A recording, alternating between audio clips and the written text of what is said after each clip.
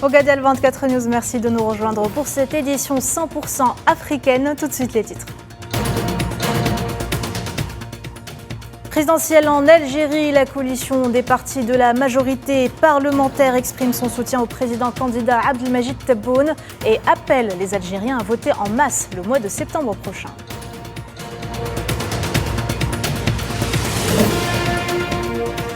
La sécheresse aggrave les taux de chômage au Maroc. Le marché du travail se voit perdre des milliers de postes d'emploi en raison de l'inactivité du secteur agricole.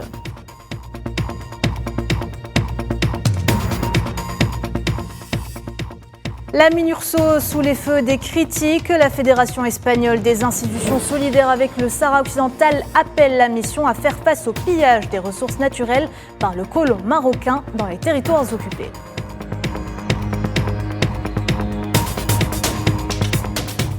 Drame au Nigeria, 22 morts dans l'effondrement d'une école. Les opérations de secours se poursuivent pour extraire les victimes de sous les décombres.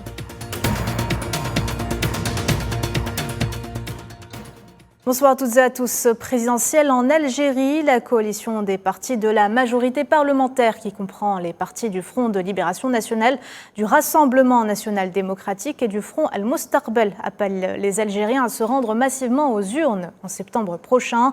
La coalition a également exprimé ce samedi dans une déclaration finale son soutien et sa position indéfectible en faveur du président candidat Abdelmajid Tebboune. هو يوم لقاء أبناء الجزائر. جبت شوية تليفون.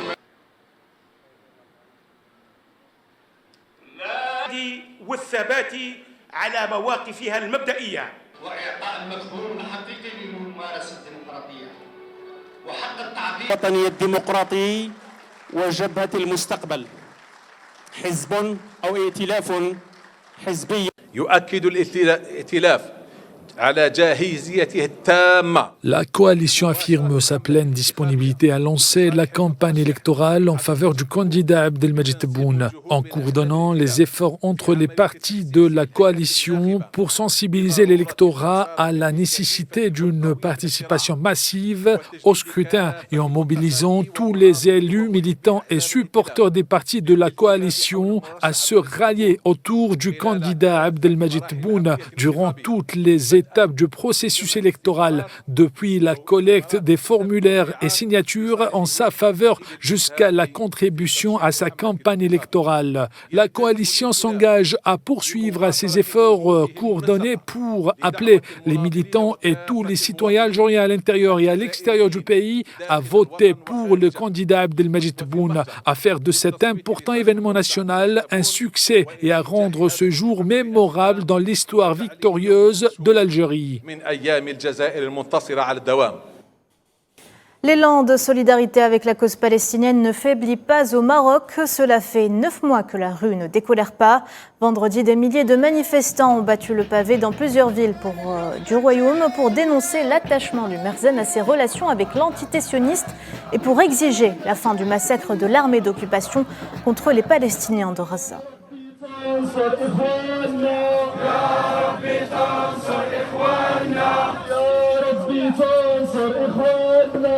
السلام عليكم ورحمة الله تعالى وبركاته. نلتقي اليوم مع الهيئة المغربية لنشرة قضايا الأمة في الجمعة. الناس الفلسطينيين. Ces Palestiniens, ces gens de Gaza, le Hamas, les brigades Qassam, pourquoi ont-ils lancé l'opération Déluge d'Al-Aqsa? Pourquoi? Parce qu'ils sont braves, des hommes fidèles à ce qu'ils ont promis à Dieu. Ils ont fait cela parce qu'ils savent qu'ils défendent la mosquée Al-Aqsa, qu'ils défendent la terre, la religion, l'honneur, malgré la trahison de ceux qui sont proches et lointains. Malgré cela, nos autorités, que nous demandons à Dieu de les ramener sur le droit chemin, poursuivent la normalisation, que Dieu se venge de ses responsables.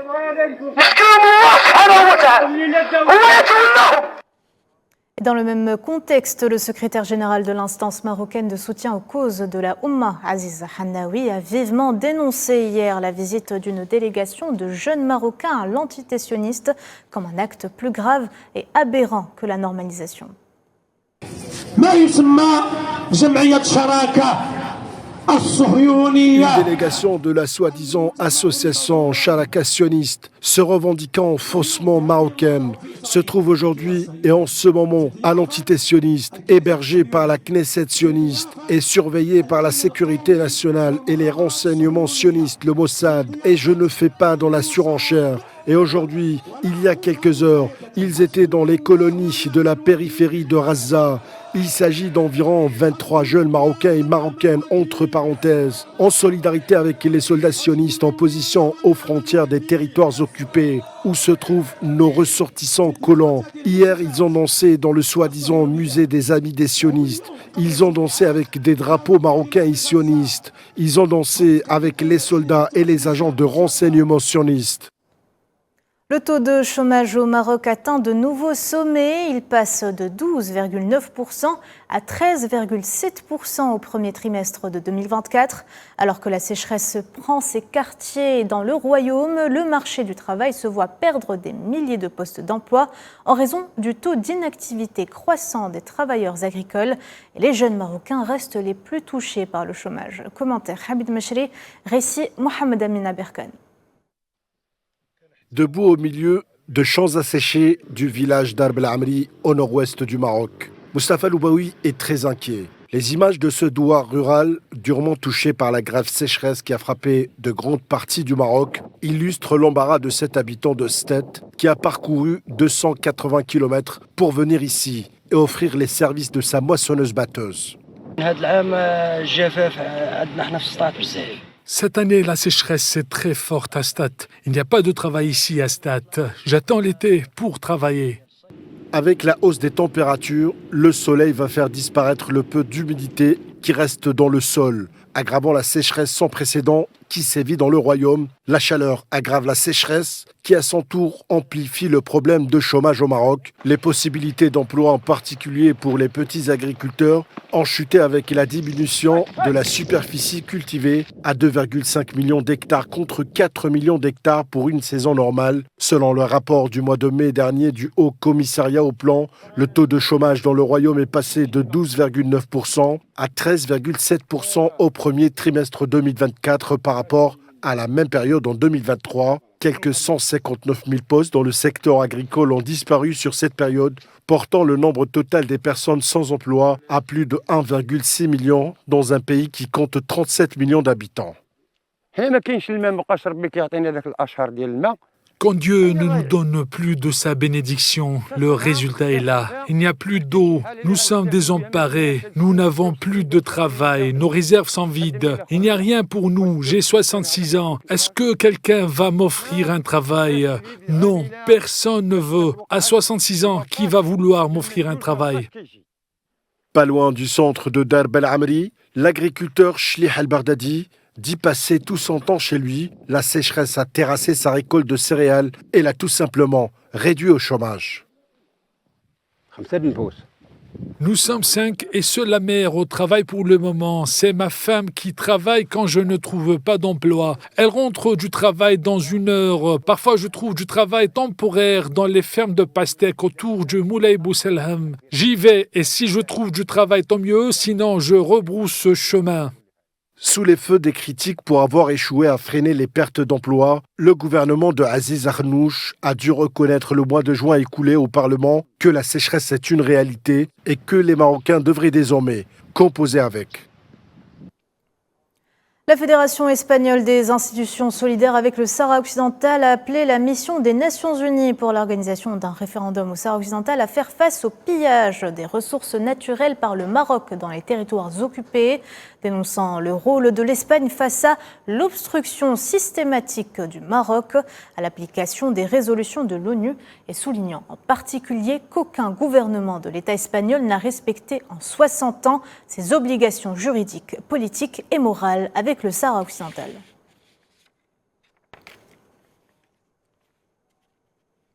On en parlait tout à l'heure en titre, drame au Nigeria. Une école s'est effondrée à Jos, la capitale de l'État du Plateau, causant la mort d'au moins 22 personnes et blessant 69 autres. Selon les autorités locales, les opérations de secours se poursuivent pour extraire les victimes des décombres. Les détails, Mohamed Ouali Ben Chaban.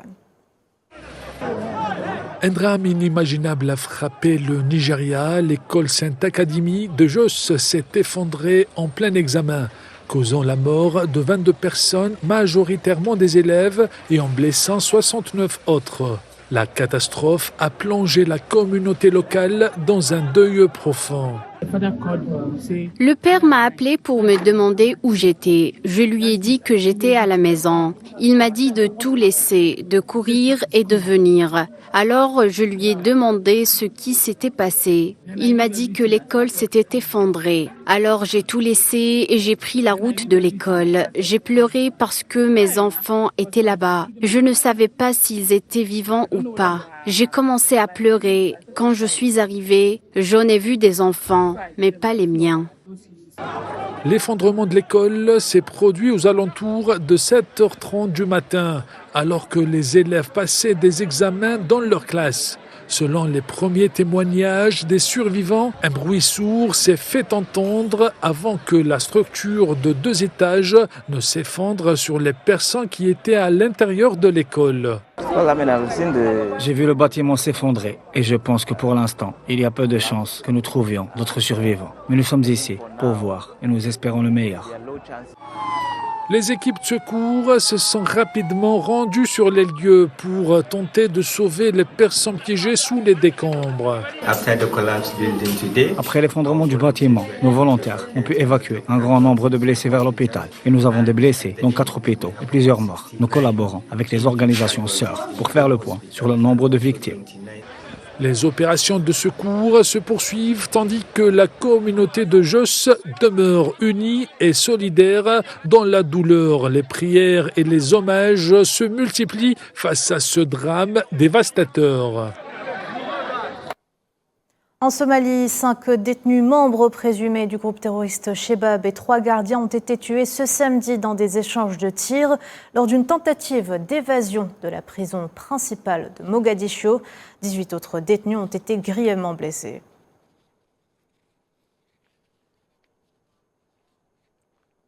Et J-2 avant les présidentielles au Rwanda, le président sortant Paul Kagame a tenu ce samedi son dernier rassemblement à Kigali, accueilli par une foule en liesse. Ses partisans ont affiché leur nombre et leur confiance. Pour eux, Paul Kagame serait sur le point de briguer un 4e mandat.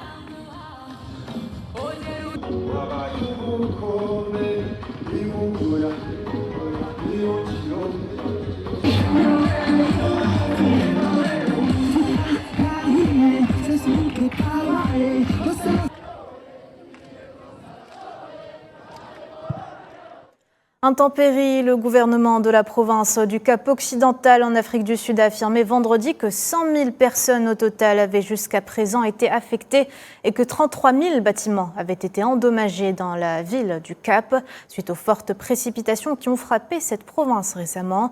Les autorités restent en alerte élevée car le climat froid et humide persiste.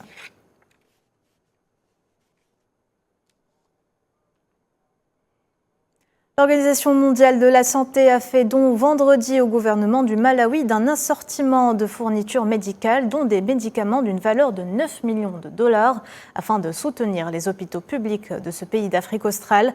Lors de la remise de ce don, l'OMS a exprimé le souhait de son organisation de voir les hôpitaux publics du Malawi bien approvisionnés et la population bénéficier d'un meilleur accès aux services de santé.